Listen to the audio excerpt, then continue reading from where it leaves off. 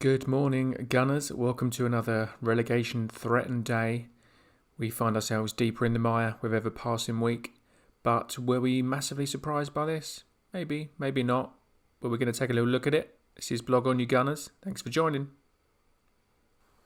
Team selections for this one were obviously massively hampered for Arsenal by the late omission of Pierre-Emerick Aubameyang. We're told he had a tight calf. That was not obvious to anyone until literally an hour before kickoff when it was revealed.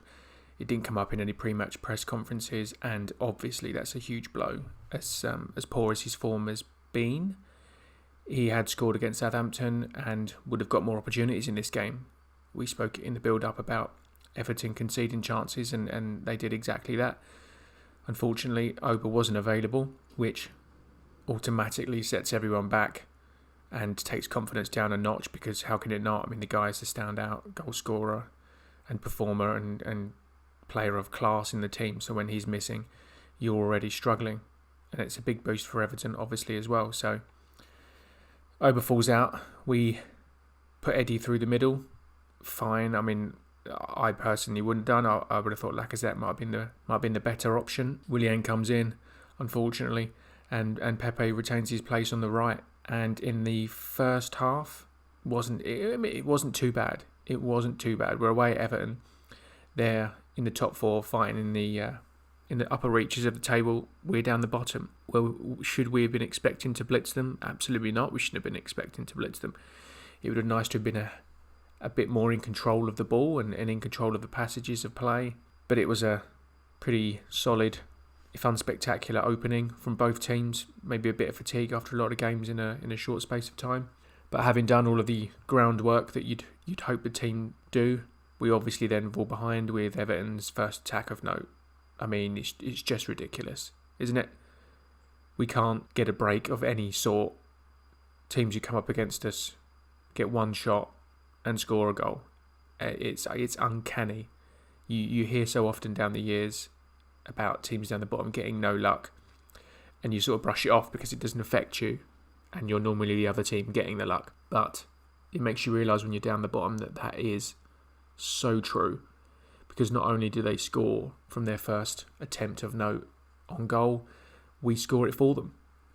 So at this point they haven't even had a shot on goal because Dominic Calvert-Lewin's header is going wide and Rob Holding, through no fault of his own, directs it into the net. Wonderful finish. Another smack in the face for Arsenal, and we're a goal down, having done not a great deal wrong in the opening 20 minutes. That's not to say that Iwobi shouldn't have been closed down before playing the cross. That's not to say that your man Davis, I think, who picks the ball up in the middle of our pitch and runs towards Iwobi, shouldn't have been closed down much earlier. They set off him. I don't really know why. Perhaps they wanted him to take a shot, and the consequences were obvious. So after that start, it's another gut punch for us.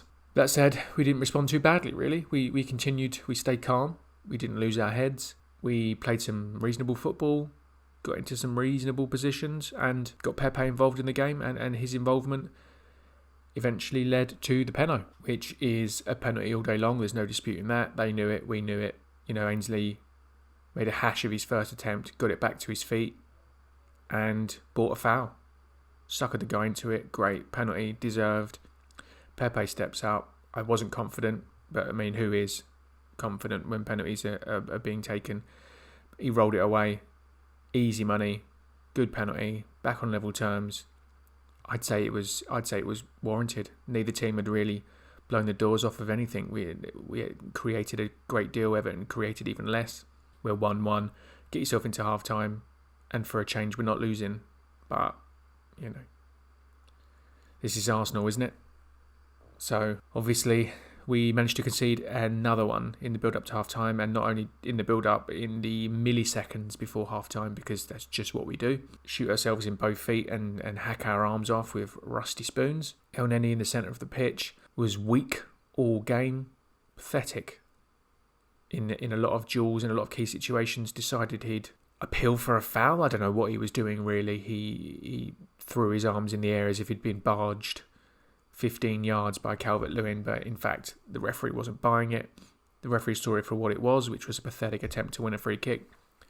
Calvert-Lewin was stronger, knew how to get a yard on his man, brings the ball down, runs with it, gets a shot off, which he had no entitlement to get because he should never have been able to turn, bring the ball down and go with it. But there we are. Leno makes a good save on that one, goes for a corner, and really poor marking at the corner, lets Yeremina get a run at the ball, and he makes no mistake. It's a great header. A low percentage chance, but then this is fucking football at the moment, isn't it? Everyone's putting away 0.01% chances against Arsenal. It's mind-boggling. I think I saw after the game that Everton's XG was less than half a goal, and they've come out with 2 goals. I mean, get your head around that. And it's not the first time it's happened either. Teams are putting away, I mean, Tottenham did it as well, putting away chances with a staggering degree of efficiency against us, whereas we had an XG in excess of 1. And we can barely put away the goals that we're supposed to score, let alone ones we're not. But I mean, that's by the by. We're 2-1 down. Surprise, it's a fucking prize. Second half, again, as we have been for the last 3 or 4 games, we're decent when we came out from the break. First 15 minutes, we were all over Everton, as we were against Burnley, as we were against Southampton, well in the ascendancy. In the former of those 2 games, we decided to get a player sent off. I wasn't confident, given some of the early yellows we got, that we wouldn't do that again, which is why I think El Neni made way not long after the hour mark. But in that first 15-20 minutes, we were pretty good. We were dynamic, we were moving the ball. Luiz and Holding were stepping up, running with the ball, trying to create some spaces. And I thought they were fine. I thought they were decent enough. Obviously, Everton have sat back a bit because they want to try and protect what they have, and they're confident they can do it. Frankly, they were lucky. They were lucky. Luiz hits the bar when every other fucker on the planet is burying chances like that. It probably would have ricocheted off of a magpie, off of a squirrel, and into the bottom corner if it would have been at the other end. But there's nothing you can do about that. Luiz hits the bar. Another chance goes begging for us. And they tried that. They plugged away in that second half against a team that was sitting deep and compact. I think at one point they had 6 at the back. Because teams know that's, once you get ahead, you can frustrate Arsenal like that. And they're confident they can do it. And so it proved again. I mean, we huffed and puffed for that half. We had the majority of the ball. We had more shots than Everton did. But it didn't seem to matter whether we had 20 or 30 shots. It's irrelevant unless you can put the thing away, and we're not, and we didn't. Saka had a good shot, saved by Pickford late on. We saw a couple of good crosses in the box that would have been perfect for Eddie Nketiah, who was off the pitch by that point. He probably should have been off the pitch a bit earlier, but why no one's gambling on the 6-yard box that deep into injury time, I don't know. But it's all irrelevant in the long run. Second half, we tried. We didn't really create enough clear-cut chances to get more than a 2-2. A 2-2 would have been fair, in my opinion. I know a lot of people are laying into Arsenal because that's what happens after a defeat. You lay into a team and you get emotional and you get irrational because that's what gets you clicks and whatnot.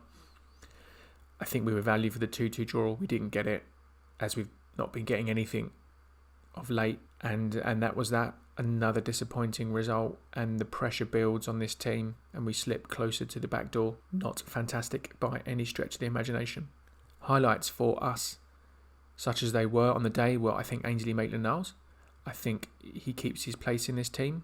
It's certainly in the league. I think probably rest him against City in midweek in the Cup, put Bellerin back in. Ainsley's been good. He does have some defensive lapses, but that's probably just the nature of football, isn't it? That you're going to get beaten a couple of times in the game. His passing is getting better, getting sharper. He's cool under pressure. Sometimes too cool, but, let's not knock that. He's good getting forward. He links the play well. He's much better with Pepe than Bellerin is. Great. Let's keep Ainsley in. Kieran Tierney led key passes for both sides. In fact, I think he got more key passes on his own than the entire Everton team. That's not a stat you'll hear often because that doesn't suit the way that people are trying to wind up Arsenal fans, because that's easy to do. But Tierney played well, lots of key passes. Didn't see any of that come to anything, unfortunately, because of the profligacy and the inability of our strikers to turn chances into goals. See Eddie in the first half, should have buried that, but 18 yards from goal, blasts it wide with 12 yards of goal to aim at. That's really disappointing for him and was a big moment for him. So not a great day for him. But certainly Tierney and Ainsley Maitland-Niles played well. Pepe has been taking some stick. I'm not sure why. I thought he tracked back quite well. I thought he was involved from an attacking sense. He got his goal. He was dribbling at people, which he doesn't often do because people get very tight to him, but they didn't this time. He was able to run. He was able to link with Ainsley Maitland-Niles quite well. I thought he played well. Keep him in the team. He gets his goal. Another goal involvement for him. That's what he does. Keep him going. If he can be as defensively responsible as that in every game, great. All we can do from here, I think, is just keep plugging away at it. Eventually, we're going to get a break, unless and until those on high decide to act on Mikel or Edu and or both. I think we've just got to keep plugging away at it. What else can we do? You know, I think Mikel has shown that he can make some changes and bring some younger lads in. I think he's got to keep doing that and sticking with that. We saw some minutes for Martinelli. I don't know what he was expected to do, and frankly, I thought it should have been someone else who'd had more minutes than Martinelli introduced. I think Mikel rolled the dice and hoped he could produce something from nothing, and it was no surprise that he didn't. But minutes for him are good nonetheless. Joe Willock got on the pitch and got into dangerous areas because that's what he does. So let's keep those lads in the team. You know, they can't do any worse than the likes of El Neni and Xhaka and Willian. They can't. So keep them running, build them into the team, let them take some responsibility in the short term, and let's hope they can do something. I think the board and Edu have been patient with Mikel, admirably so, but I think he's probably got until the end of the Brighton 90 minutes to get a win, and if he hasn't beaten Brighton at the very least, I think he's probably gone at that stage. I think that's as dire as the situation is. If he'd have picked up some wins against Burnley or Southampton, as he should have done, they would have given him through to January. But I think it's getting to the stage now where we're desperate for a win from wherever it comes from. And if we get to the Brighton game and haven't picked up 3 points from somewhere, I think that could be curtains for Mikel, because there's only so much you can stomach as a board before you start to sweat. And we're getting perilously close to the bottom of that table now. And daylight is starting to open up with the teams above us. So I think it is Brighton or bust. It was already Burnley or bust and we busted that one. I think it's Brighton or bust now for Mikel. He's got to find a way to get a win between now and then. And he's got to push his players for the extra 5%, and they've just got to put the fucking ball in the net. If we can just catch a break in one game, get a bit of luck that we haven't had for a long time, it might just salvage something for him. We'll see. And that's about that for this week. Gunners, thank you for listening. It's, as ever, it's depressing listening, but if it helps a little bit, take the edge off of the pain of weekends, so much the better. If you can drop us a like, subscribe, follow us on Twitter or Facebook, brilliant. It would be much appreciated. Until next time, take care.